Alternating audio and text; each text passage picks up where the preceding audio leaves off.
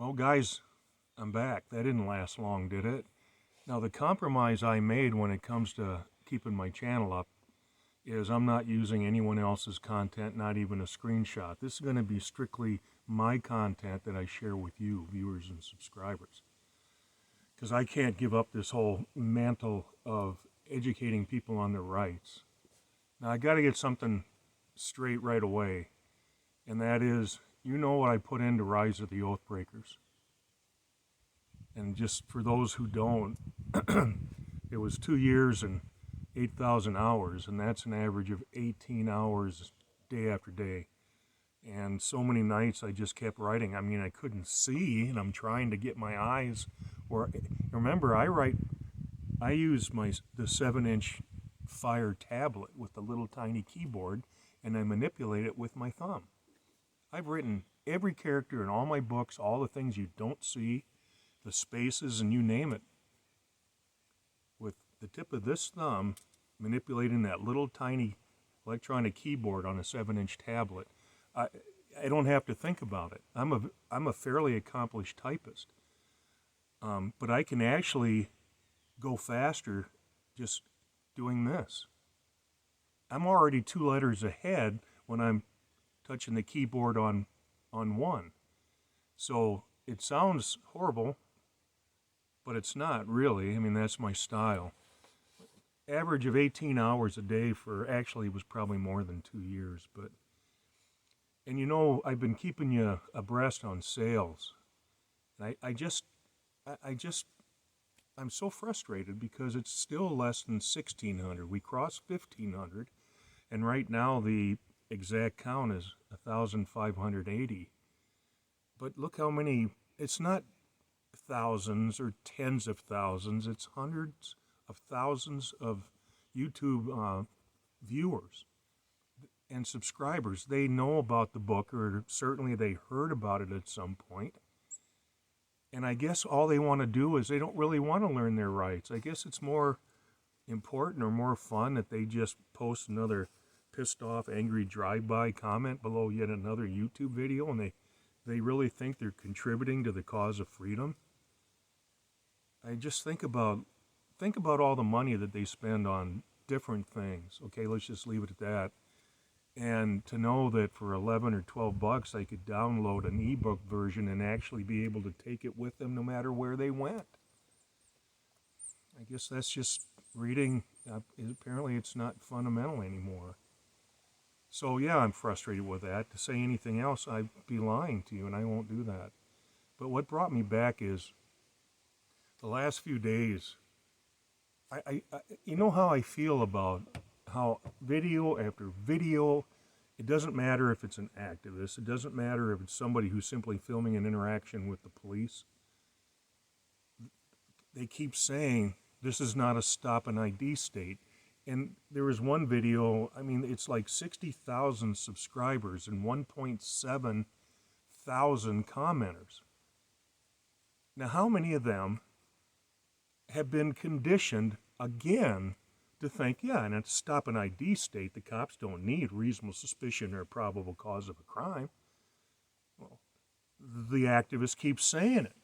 It must be true, right? You've heard me say this and discuss this and critique it how many times, but it won't, it's polluting freedom. You know, think about the activists and others. Let's say they just film their interactions with the police, right? And they say this is not a stop an ID state. And the people who watch it think, wow, they can demand ID under threat of arrest without any element of a crime. Do you realize what those folks are doing? And I'm talking about the content creators. They're actually doing the dirty work for law enforcement. I thought they were the problem, law enforcement. But when you're polluting the minds of viewers to think that, well, yeah, the cops in these states can come up and demand ID and you have to give it without an element of crime. That's not how stop an ID states work. It's not how the law works. In a stop an ID state, police still have to articulate reasonable suspicion of a crime, specific crime, or probable cause. of a crime to start going after ID. Now, in a stop an ID state, that stays the same. It doesn't matter what state you're in or what U.S. territory. Supreme Court case law applies everywhere, right? Terry v. Ohio, Brown v. Texas, Heibel versus 6th Judicial Circuit of Nevada. They can't demand ID under threat of arrest or violence, certainly without being able to first articulate reasonable suspicion of a crime. Now, in a stop an ID state, if they are able to do that, excuse me, if they can articulate reasonable suspicion of a crime without lying or being too stupid and not know what they're doing, well, then they can ask for identification, but that doesn't mean that you have to give up everything. You don't have to give up all your information. And read the laws and stop an ID states. Come on, folks. Some of them just, it's a verbal, here's my name and address. Of course, every cop is going to demand date of birth because what? Warrants. Well, I want to run you for warrants. Well, I met the burden of the law. Doesn't matter. And I'm going to arrest you for obstruction or disorderly. But a stop an ID state, if they can lawfully articulate reasonable suspicion, then when they ask for ID and the person doesn't provide any identifying information, then they can be arrested. That's what a stop an ID state is, but that's not how it's being presented. We know that. You know, I look at some of these videos that just this week when, once again, it was one after another, completely disparate content creators. Some of them had 6 subscribers. Some of them had tens of thousands. And they just keep saying, this is not a stop an ID state. Well, I know the game you're playing. This state is not stop an ID.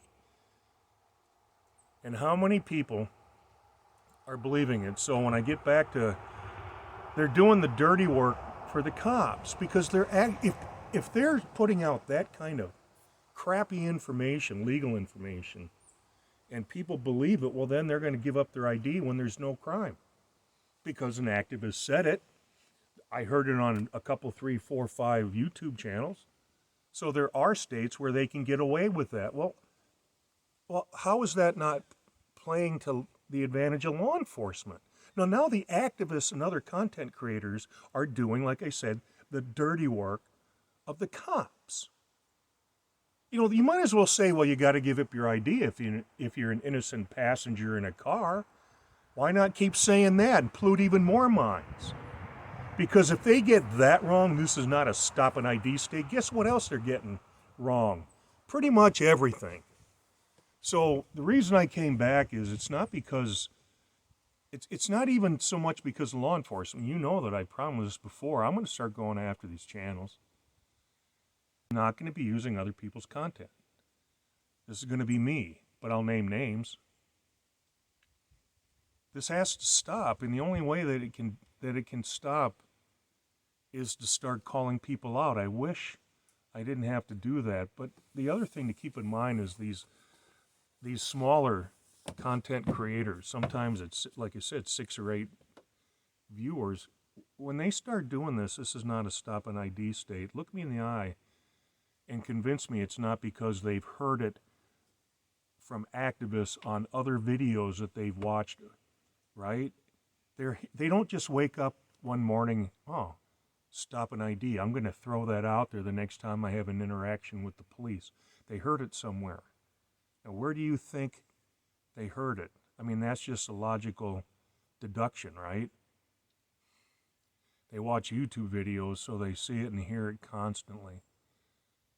So how many, it's got to be in the millions now of Americans whose minds have been so thoroughly corrupted by content creators. This is not a stop an ID state.